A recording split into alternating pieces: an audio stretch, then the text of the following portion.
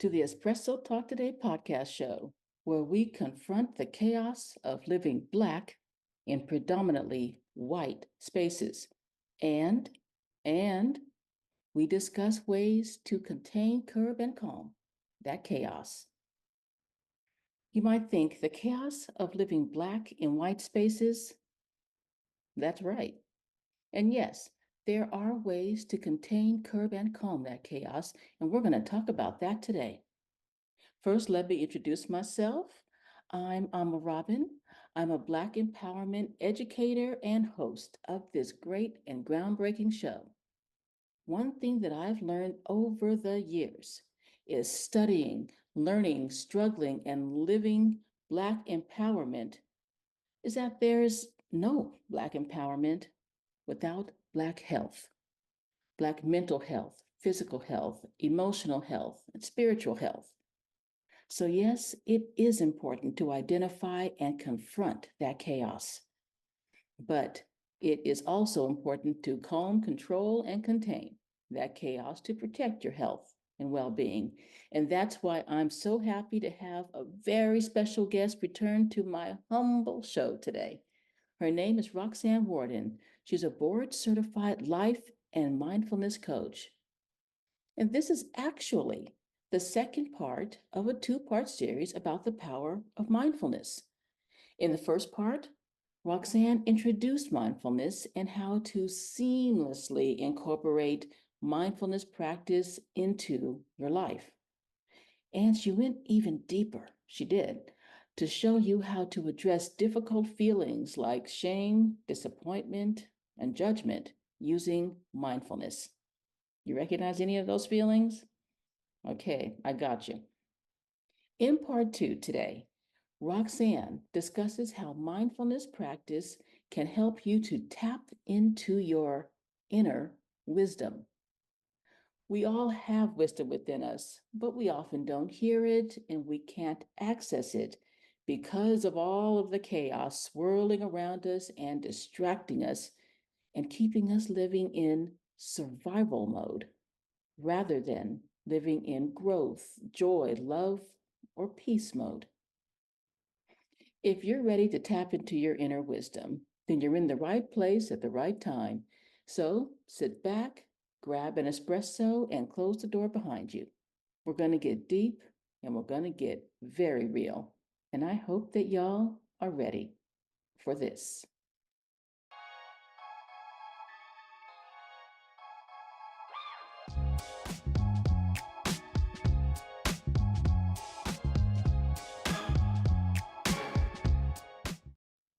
Wow. So that there was another, I hate to move on to but we do have time but there was another unhealthy, actually, I think several, but yeah, can you go on with some other unhealthy thought patterns?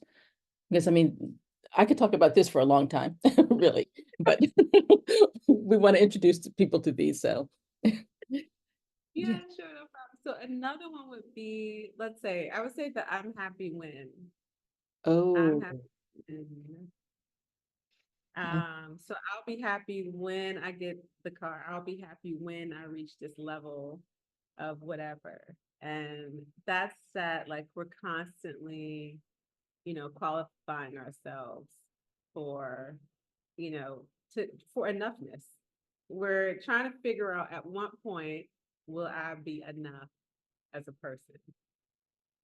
And that goes back to what we were talking about earlier, where it's like you gather all these things, you check off the boxes, and it's like, still, I don't feel like I'm enough. I don't feel like I'm okay.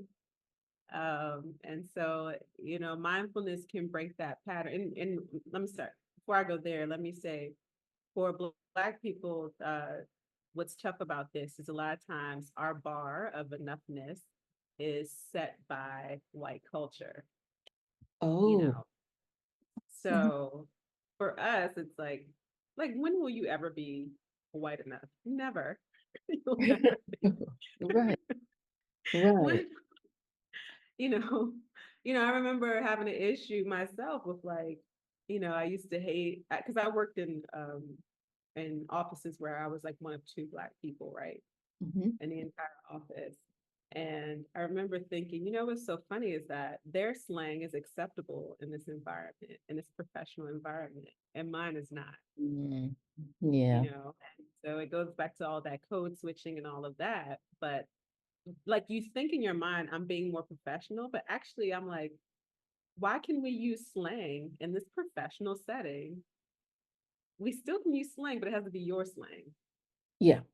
That's acceptable in quotation slang. Yeah. Yeah, yeah. Mhm. Mhm. So little things like that, those little things like wellness every day. And there's always, there's sometimes a subconscious need to be enough, to be accepted, to be, to be like, yeah, to be happy when we achieve these different things. And that's stressful.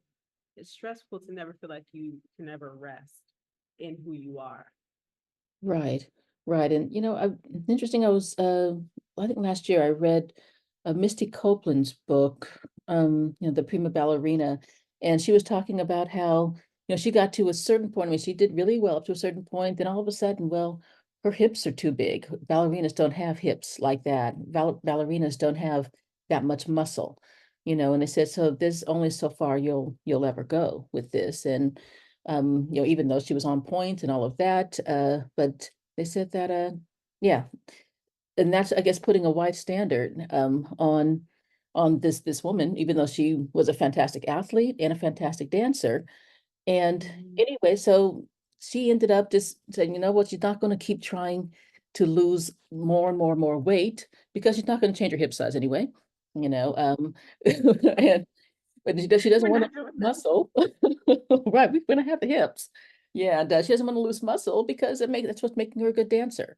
You know, Yeah. um, so somehow somebody at some point gave her a chance, and she took it off from there. But that's always been there with her, that they always talk about how she's kind of changed the shape of ballet. And some people say, some people say for the better, others say no, for the worse. But Yeah. yeah, but she That's was like, I'll be a really better dancer when, I'm really super skinny, even though if it's just, I don't yeah. do that. And it's such torture. And again, we've made all this stuff up. Yeah. And like for Black people, unfortunately, we didn't make like we're living in it, the system of it, but it's like it's all made up. Yeah. It's Yeah, I wrote that down because it's just like, I mean, that's kind of lightened it up. But all this stuff was made up, you know. So yeah, instead of thinking of it as some kind of a universal truth, that's yeah. just, you know. So yeah, Exactly. but this I'll be happy when, I mean, that's just always living in the future. And I mean, I realize Always. I've done that a lot with, I'll be happy when I'm fitting into those jeans or yeah, at a certain weight or something like that. And, Yeah. and And it not, I actually, don't know. yeah, Okay, I'm sorry. oh, and it actually, what I get to, if I were to get to that, it still wasn't enough, you You- know. So, It is. It's like now you need another target, right? Like now, oh, I've achieved that. Now what? I need something else, you yeah. know? Hmm. And I don't know if you've done the thing where I've kept an old outfit. This is even worse. I've kept an old outfit and I'm like, oh, when I'm able to fit back into that, I'll be good. Yeah. If I could just get back down to that size for that outfit I really like. And it's like, just get a new dress. I know. Yes, I've done that. I've definitely for years doing that. And yeah, you're right, it's perpetual, just, either some of us trying to get back to a version of us that we really liked, or some of us like, thinking in the future all the time. And, with mindfulness, you're able to sit with yourself and again, remember, I'm a living, breathing human being right now. Yeah. And, when you sit with yourself in those moments, you also can reassure yourself, what are good things that I'm doing now? Um, What was I really happy with today that I did? And it doesn't have to be huge. It can be like, you know what? I made it on time to that appointment. I'm normally late. And I made it on time today. And I'm really proud of myself. Because we don't take enough time to appreciate the things we're doing well, because a lot of times we're protecting ourselves We're always keeping a running tab of what we can do better Oh, and what we need to correct. Even in self-development, it can be very much just perpetual like fixing yourself. Like I'm always fixing myself. I'm getting better because I'm developing. I'm doing personal development. So it's all really good. But there's always this idea that you need to keep fixing yourself. And it's like, no, at some mm, point, you can still grow, but it's not always that you're fixing yourself, you oh, know? I see, that's different. Yeah. Yeah. Yeah. Fixing yourself like, yeah, yeah, you're broken, you're not right, something, you're incomplete in some way, you're not enough. So, Yeah. so, Let me, I see an imperfection here. Let me fix that. I mean, if you can imagine just constantly retouching a picture of yourself, just, oh, I see, oh, mhm. oh, I don't like that curve. Let me, that's Yeah. Mhm. sometimes, even in the professional development space. And sometimes it can just be like, you know what, let me learn something new about how I work. Oh, oh, I love that too. Okay, I'm gonna have to write that one down as well. Okay. Because actually that brought up, there was one you mentioned very briefly in an earlier talk, and this one I think was a difficult one for me. Shame. And Yes. like, wow, the thought of carrying shame, this, I mean, to me feels I don't know. Well, what do you think about shame? Oh, How is no, I'm curious. Tell me what was difficult about shame. I'm curious. Um, I find it embarrassing, and I know that I've talked to myself a lot in some ways of, feeling like if I got a bad grade on something, to really feel a lot of shame, even if I worked really hard, that I carry around a lot of shame with that. Um, Mm. and yeah, and to admit that, I think I took a lot of defensive ways. I would, you try to hide, maybe the bad grade, or my feelings about it, or, well, oh, I didn't really study for that anyway. You know, Mm. um, I do all kinds of things, and I was just feeling such deep shame, and admitting shame actually, yeah, feels embarrassing, and I feel kind of vulnerable and weak. Wow. Yeah, So there's shame about your shame. yeah, yeah. Wow.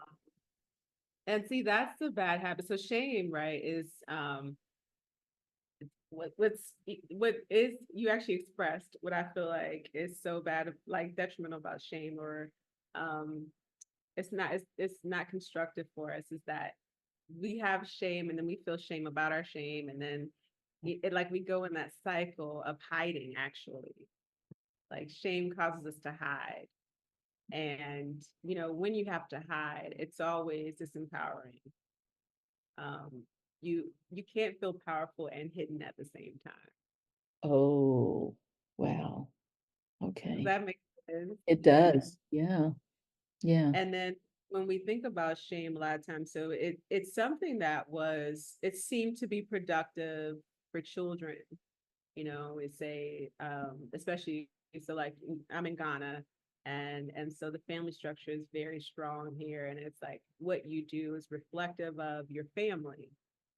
So you can't, as a child, if you're out, and this is same in US and different places too, but if you're out and you're misbehaving as a child, it's now a reflection of your parents and your family. They didn't raise you properly, Mhm. they didn't teach you the right things, right? So Yeah. there's the pressure of the child, and it's actually it can be effective in having the child behave properly because they see how important it is.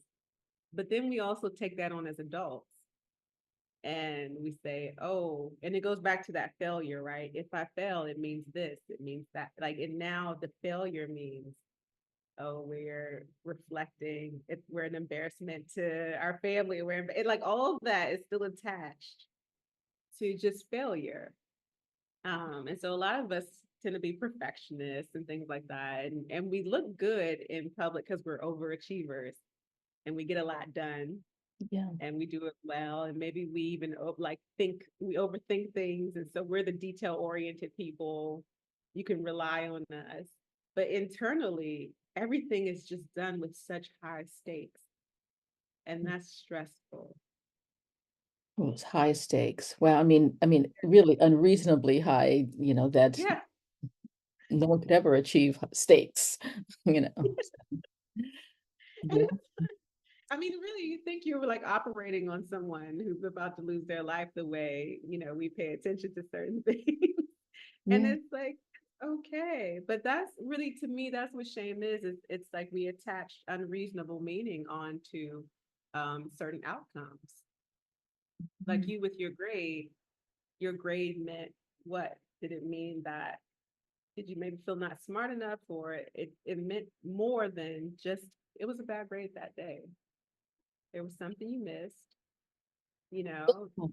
Well, I mean, it was became a bigger thing that, well, maybe I didn't study enough, maybe I didn't study the right stuff, and maybe I let the stress of taking the test, which means, get to me, which means that I'm kind of weak, that I haven't worked through that. I mean, there was a whole bunch of things attached to, the outcome of a test, so. Yeah. And I think that's a lot of times where the shame kicks in, is when we attach an outcome to our actual character and who we are. Mm, What mm, you like, you've done something doesn't always make it who you are. Like, who are you? So that's where mindfulness kicks into play, right? Because does a bad grade mean I'm weak? Like, if you go through all the line of things that you're saying it could mean, and just cut to the chase of, I got a bad grade, I'm weak, right? Does that really mean you're weak? Absolutely. I mean, when you say it like that, it's like, no, of course not. And if a friend was saying that about themselves, I would say that I would absolutely disagree with that, but somehow it just seemed like a natural progression, a line of reasoning, when I'm saying it to myself, Yeah. Mhm. And so with mindfulness, you cut through and you say, okay, let's just get in this moment. Does I had a bad grade? And what am I thinking about that? Right. So then we don't cut off the ideas that you were thinking. Okay. But what I do is, like we just did, I like to simplify it. Like, okay, I've gone all the way down this rabbit hole that I didn't study enough. I didn't do this. It may have meant that, and then I'm weak. So then you ask yourself, does getting a bad grade mean I'm weak?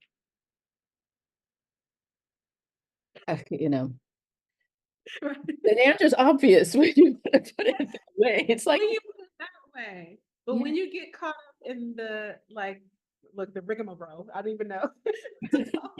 Yeah. When you get caught up in that all of that mess and the details of these imaginary things that it means, it's easy to get caught up in that, and your mood changes, and you're now going throughout your day feeling a different way just because you weren't aware of how far you were going with it, just Right. because you were trying to hide versus just let it out and be like, oh, this is what's happening. Mm.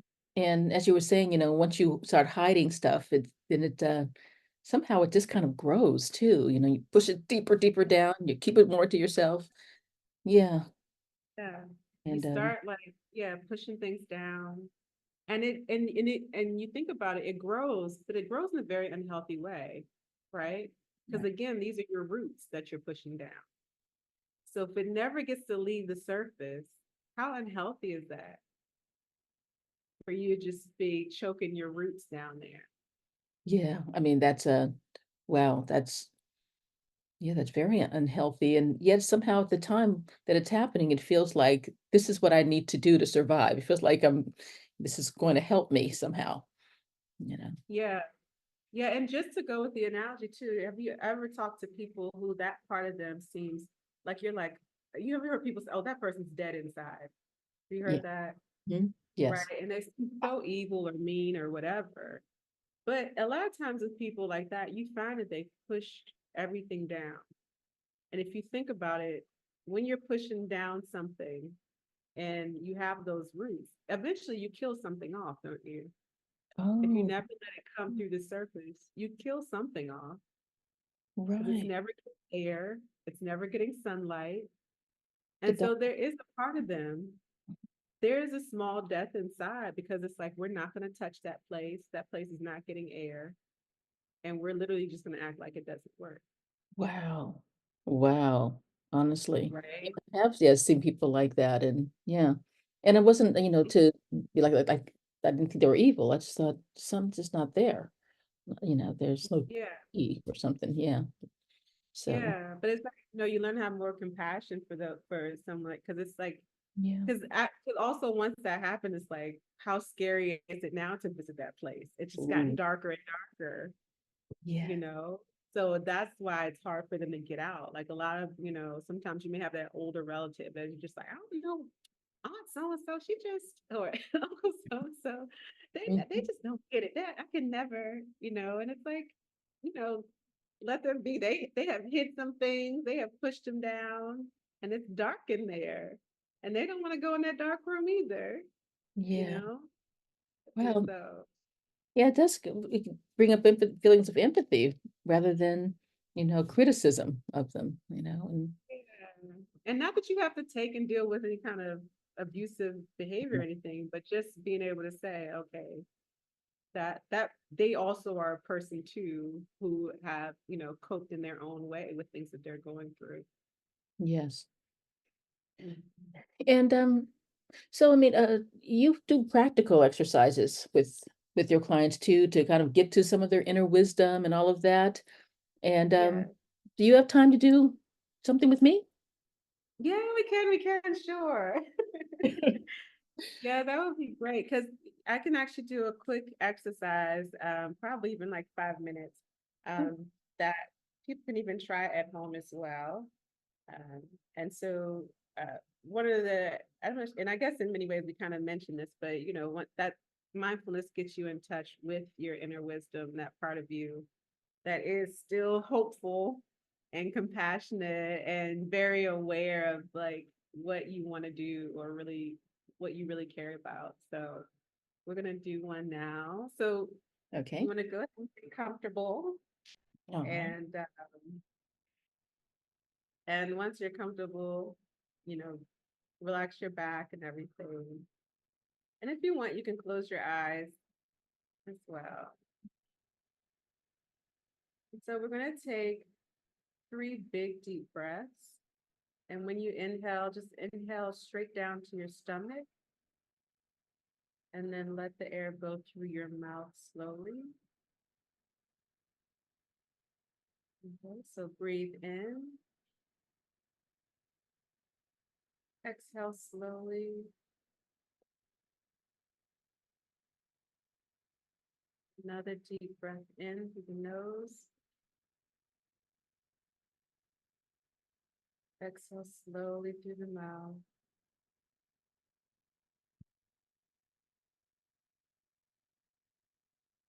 Last big deep breath in, exhale slowly.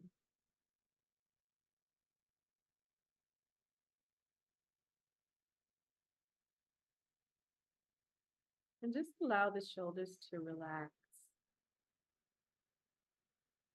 and melt into your back.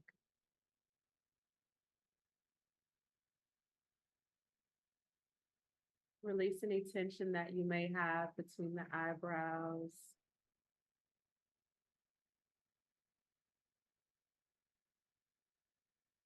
Allow your jaw to relax.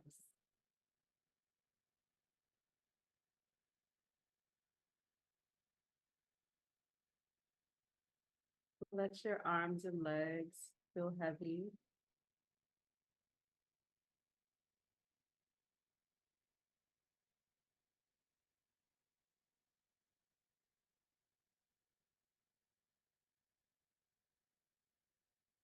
And then feel the support underneath you. So there's a chair, or maybe you feel your feet on the ground.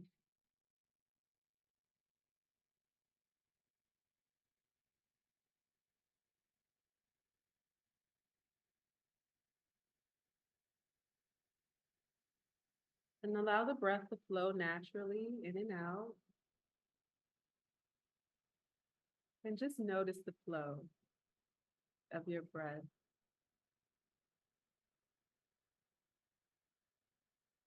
This is the same breath that has sustained you all of this time, whether you were paying attention to it or not. It's been there.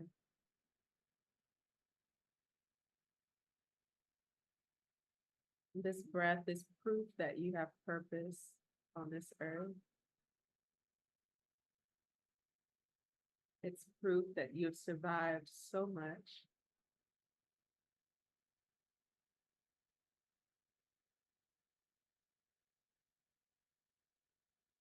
It is proof of everything magical about you.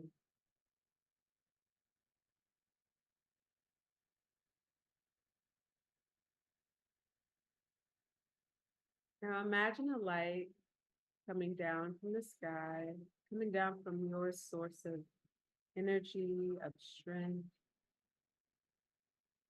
Maybe it's you view your source as God or whoever your higher being is.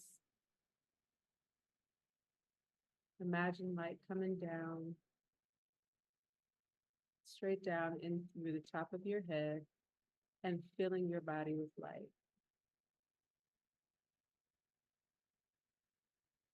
Imagine that same light going down to the ground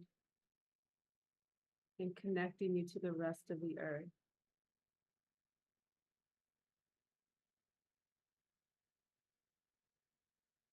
This light is your true essence. It's your connection to your source of energy and strength and wisdom.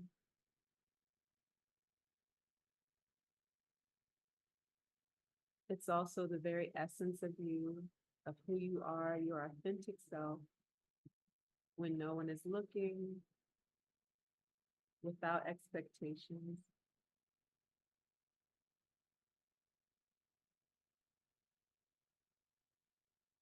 Allow this light to expand as far out as you can see.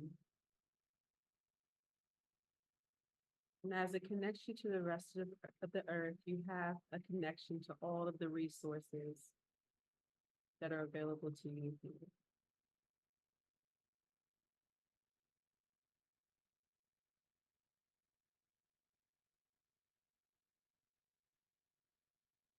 And now in this space, you're going to ask yourself a question. Maybe something that you need help with, something that you want to be better at. But you want to ask a question that is empowering.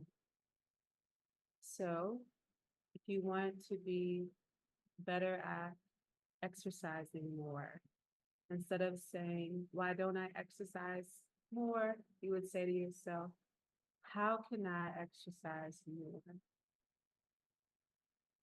So think of a question and you say to yourself, how can I? And fill in the blank.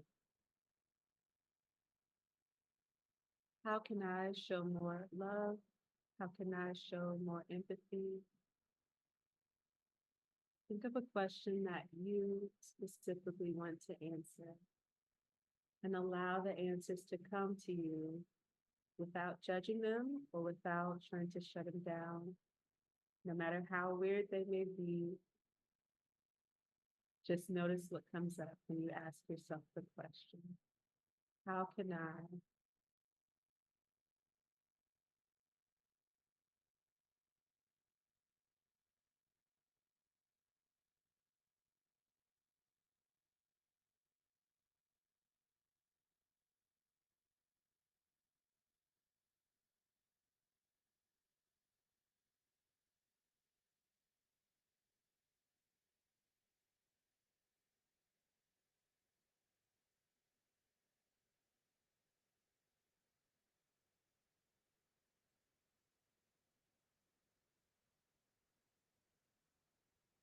If you've received some answers already, maybe you want to ask, is there anything else I should know?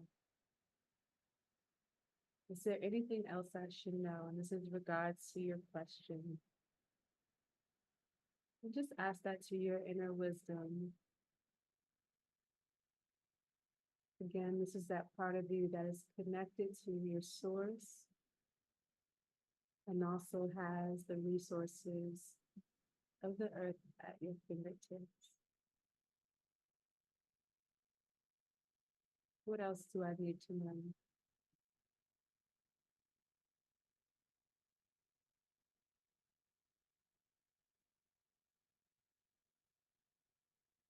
Whenever you're ready, just take another deep breath.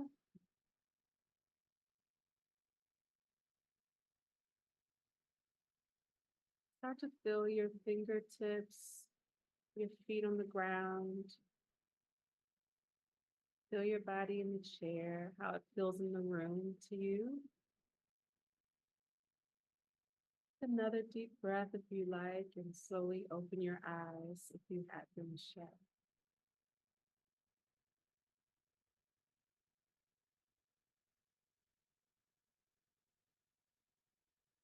Wow. Okay. Wow.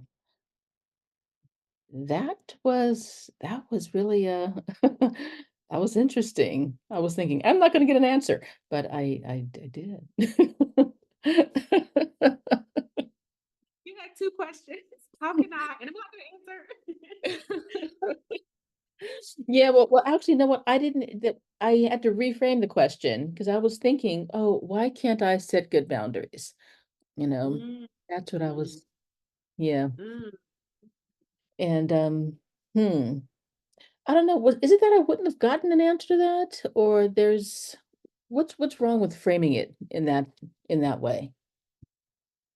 It's The not an empowering question. It may take you down the lane of all the reasons why you can't achieve what you want, right? So, if you think of your brain like a file cabinet, and you think of you go, why can't I set good boundaries? And your brain will go, just a moment. Well, you have issues with people pleasing and X, Y, and Z. And the little person in your brain will like, well, here are all the reasons why. And you're like, thank you. Thanks a lot. Wow, I didn't see that one coming. I have to admit. Okay. So Yes, I the don't brain ask is, that question. Yeah. yeah, the brain is very indifferent. It's like, again, it'll make you efficient at anything, even if it's a bad habit. So if you say that, that little person will get to work and they'll like, I'll pull them up for you. Here you go. Here we go. We go. So I did change it then to how can I set better boundaries? Yeah, I don't know Mm. if better is still good, but it was how can I set better boundaries? How did And that um actually that went really well. And I was kind of resistant, I think, to the answer. And until you said, don't judge whatever comes, just, observe it. And it was about it was to trust myself. And go? yeah, and I thought, no, no, no, that can't be it. Shouldn't. And wait a second. I think that is, yeah, I can trust myself more. I don't know, but to trust myself more would, I think, be very helpful in that way. So, Wow, that's yeah, cool. And one of the things that's great about your example, and thanks for sharing how it went for you and your question, because I know that's- sometimes it can be personal, the answer that you get to. But what's interesting about what you're saying, and what I find often, is that a lot of times our inner wisdom is very clear and concise. It's not, all like we think that we're so complicated, this code that we have to break. And a lot of times we get caught up in the mind trying to solve the math problem. When in reality, we have this inner wisdom in the heart that's like, oh, this is all it is. It's very clear. wow. And I mean, is the resistance is that common too? Because it's like, no, there must be a more complicated answer, or no, I don't want to hear that Yes, answer. It's yes. It's very common because the other thing about because sometimes the resistance is that we don't have control necessarily. It may be that we feel like we're losing control in an area. Again, we're tapping into that heart, which is so um fragile in some ways. The heart is both strong and fragile. It's very interesting, Hmm. and so we're tapping into this place where maybe we're holding all these emotions that we're not sure of because we've been ignoring, and so there's sometimes the fear of that, but then sometimes there's a resistance because we're like, it can't be that simple because now if it's that simple, then I actually have to change. And I don't like change. Right. Oh, yeah. Yeah. Okay. Your face gave it up. That resonates with you. I think that one resonated. It's like, gosh, she's all right through me on that one. But yeah, but it did kind of feel like, well, trust myself. Well, that's I mean, that feels seems kind of simple, but it's also a really huge thing to do. Mhm, So, mhm. hmm. And then you have to do it and change. And really, our fears of what happens if we change. It's not that we don't know how to do it. It's like, but what happens if I do?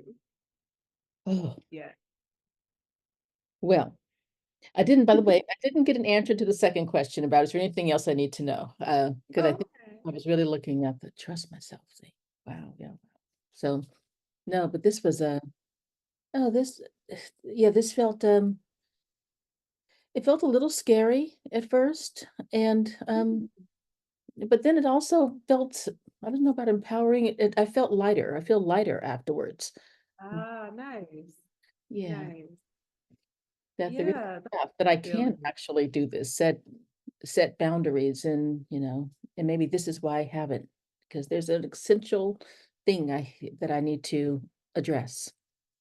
Yeah.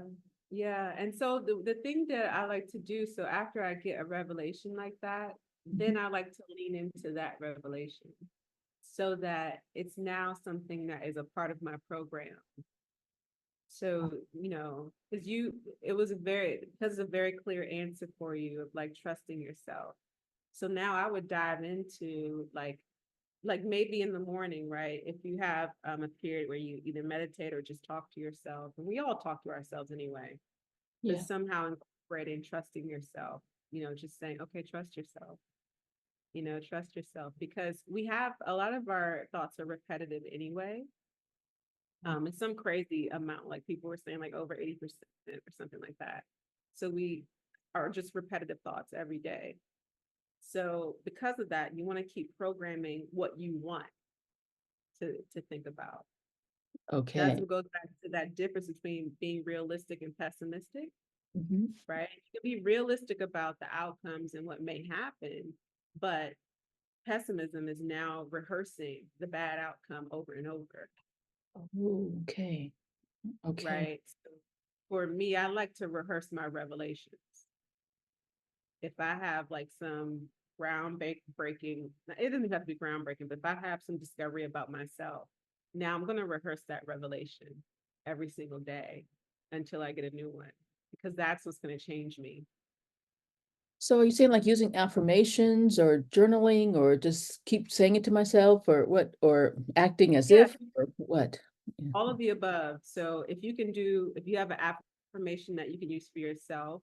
So one of the things I like to do is if I have some unhealthy thought pattern for myself, like if let's say around boundaries, if you were judging yourself, like, God, I should have set, you should have set a boundary for that person or whatever. So because I know I always have that unhealthy thought pattern, I'm going to take my affirmation of trust yourself and put it and pair it with the unhealthy thought pattern, because it's very difficult to just say I'm going to stop thinking that way. It's very difficult, but if you pair it, eventually you can take over that thought with the new one. So you'd say, oh, like you say, oh, I should have set a boundary around, gosh, if I say, um I'm so like, why didn't I set that boundary, very judgy towards myself, Mm. and Okay. then I would immediately after I would go, I'm gonna trust yourself. Just land on that. Even whether it makes sense or not, just land on it. Next time, you may not say, why didn't I? Next time, you may just go, trust yourself, right? Because Oh, again, you're going to get efficient at whatever you want to set your mind to. It'll be more efficient at that. So just keep trust yourself. And then for me, I also like to have supporting. So I like to learn. So I'm going to watch videos on trust yourself. I'm going to read about trusting yourself. oh, I'm going to I'm going to get all kind of supporting evidence that says why trusting yourself is good. Just so my mind becomes bombarded with that and it becomes just a part of my belief system. okay. Yeah, I love the learning stuff too. So yeah, so maybe I'll get a book and all this stuff too. And yeah. All right. Oh, I love that actually. And Yeah. because Yeah. you're programming. Go ahead. I'm sorry. Oh, yeah, 'cause I don't just want to hear that and then forget about it. I want to want to reinforce that, and Mm. to build it up. And is journaling is that good, or is that just dissecting it too much, or what? What? I think journaling is great. I think journaling is a great time capsule as well, just to see what you were thinking over time. Okay. Because like I think we are like I think we're the most interesting things to study. And so I, I think journaling is a good way to get out things that maybe you don't feel comfortable sharing with another person, verbally, right? So you have to get it out some way. Also, I think journaling is good just for seeing your thoughts Yeah. back, kind of reading them back to yourself as well, like reflecting. Because sometimes when we are letting things kind of go around in circles in our head, they can either one seem bigger than they really are because again we repeat. It's like if you keep seeing the same story on social media everywhere, it feels like, oh, it's just destruction everywhere. And it's Yeah. like, oh, this is the same video. I just keep seeing it. It's like that in our minds. And sometimes I've learned that if you write it down, it's not as big as we make it. And then sometimes when we write, sometimes that flow between our thought and our hands, like it allows us to go along a process that we may not go through if we're keeping it in our head. And then later I like to read, what are some old things I was thinking, and give myself credit for progress, and give myself credit for, oh my gosh, I can't believe I was thinking about doing that in 2010 and now I'm doing it, like, achieving some goals that Mm-hmm. just seemed like dreams back then. Like one of the things I laugh at myself at is that I there was a point where I was like, oh, I wish I could just quit my job and go sing in a lounge somewhere in another country. And ironically, I'm in Ghana singing in a lounge. I quit my day job, and it's hilarious to me. And so it makes you realize too, like how much things we're actually manifesting, good or bad, Yeah. Oh, right? oh, So right. I Yeah. love it for all those reasons. That's fantastic. Okay. Gosh, because I really love journaling too. And but I was thinking, well, does that mean am I examining this, the message, or, questioning the message, or I don't know. But anyway, I'm a journaler too, and I love going back and looking to see. Yeah. But And I think, and I don't feel like you have to feel like constrained with the message. When I say not judging it, sometimes we go, oh no, that can't be it. So we don't look at it at all. So that's why I say don't judge it when it comes up, mhm. just so that you have a chance to. But I think examining is perfectly healthy and going, oh, like, well, how could I trust myself more? How could I, like Oh, really diving into that. But sometimes when I say don't judge, sometimes people go, oh, that can't be it. Let me push that aside. And so they ignore things that are coming up. And I'm like, if something is coming up for you, you definitely should look at it. okay. Okay. Mhm. Yeah, I think that's what I was immediately doing, was to say, no, no, that can't be it, Yeah, yeah, but yeah, well, I am actually very curious about, yeah, examining this message too. And so, this yeah, was fun. Yeah, yeah. it's kind of scary, but fun. Do you think? Do you think you would do it at like by yourself later? Like, is it something you think you could do? Yeah, yeah, I do. Yeah, I do. Okay, Um, cool. and yeah, certainly, I think I could. But I think I'd have to really be in the right mindset to, Mhm. not after like a long day and a bad day at work or something like that. I think I'd have to be kind of in a calm, contemplative state, kind of already, you know. Right. So Yeah, yeah, I get. and not at night, because I often feel very vulnerable at night. I don't know why. I feel more sensitive at night. Yeah. So Interesting. yeah, something I've Okay. just observed in myself. So Yeah.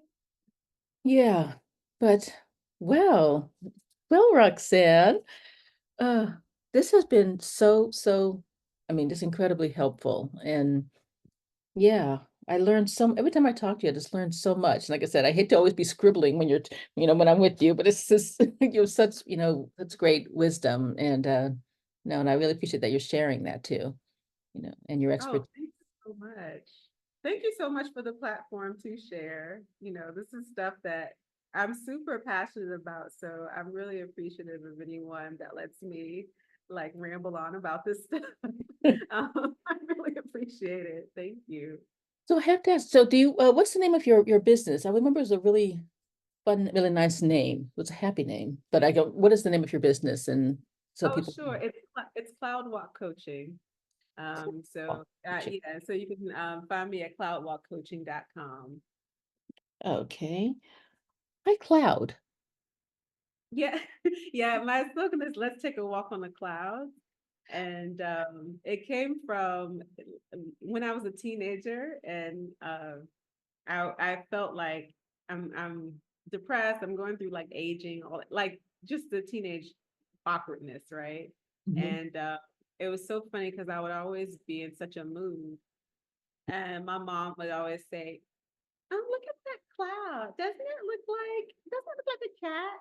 Like, and I'm like, like as an angry teenager, I'm like, "What do you mean, mom? What do you what, like? I'm talking about clouds, like I'm angry." And for some reason, I couldn't help but look up and look at the cloud and go, "Okay, well, it does kind of look like a cat. All right." And it was funny. It always got my mind off of whatever I was thinking because it made me look at the world and look like how big things are and everything that Mhm. is really available to us and get outside of my mind. Oh, Right. And yeah. so I'm always just like, you know what, let's do cloud walk coaching because we're gonna walk on the clouds. We're just gonna pretend we can see how big the world is, how much room we have to stretch out, and then we won't be so focused on our problems. So, So it really is a happy name. Yeah. It it's has a super happy. It's super happy. so yeah, and so Cloud Walk coaching. And yeah, do you do coaching online or are you really more in person or yeah, how do you Yes, do? both in person and online. So mostly I've been doing online because my clients have been all over the place. And I still have a lot of clients in the US, even though I'm in Ghana. And also I do workshops and things like that as well. And so I've actually started doing workshops online too. For I just did the US government, the National Institutes of Health last week. And so yeah, I've been doing a workshop called Choose Your Stress Wisely. So yeah. So Awesome. that's been fun. But yeah, I just do things around mindset, stress management, and communication as well. And communication. Hmm. Mm. And what kind of people do you work with everybody or do you really focus on women or children or I do what? work with everybody. Yeah, I do not work with children. Sorry. I work with all adults. I don't do work with children. That's just not my specialty. My passion has been, it's funny, my passion was Black Americans actually when I started, Okay. because of course that was my circle. And that's, I felt bad, like the level of stress that people were facing, and having to tell Black women like it's okay to take a nap on a Sunday, like things like that really got to me. And I'm like, no, we need to know that we're okay. So, so yeah, I see all adults. My clientele is very diverse, but I do have a passion for Black people. Okay. All right. And yeah, so thank you really again. And I'm gonna put all this up on my website about your website too. And of course, this will be on the Instagram page and yours too, I assume. And yeah, Okay. so I mean, I really appreciate the work that you're doing and that, I mean, even as a friend, you've listened to me, gonna go on about certain things and offer really great suggestions. And I'm not going to say, that you gave me all this advice, do this, do this, do this. You said, well, man, maybe you want to try some things. And those have really been helpful to me. And I really do appreciate that. So, Oh, thank you. Thank you so much. This has been okay. great. So I will not keep you any longer. And yeah, then I will see you again. And anyway, you're a friend. I'm going to see you anyway. So thank you again, Roxanne.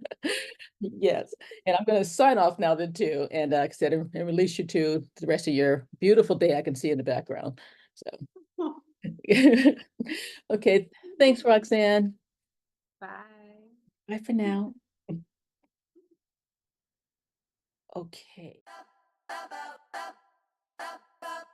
Trying to get a lot of dough. Anything is possible. Turn me up in the headphone. Yeah. Trying to get a lot of dough and dirt through all the obstacles, cause anything is possible. Yeah. Oh man, I got a lot of goals. Stack that bread and vomit nose. Anything is possible.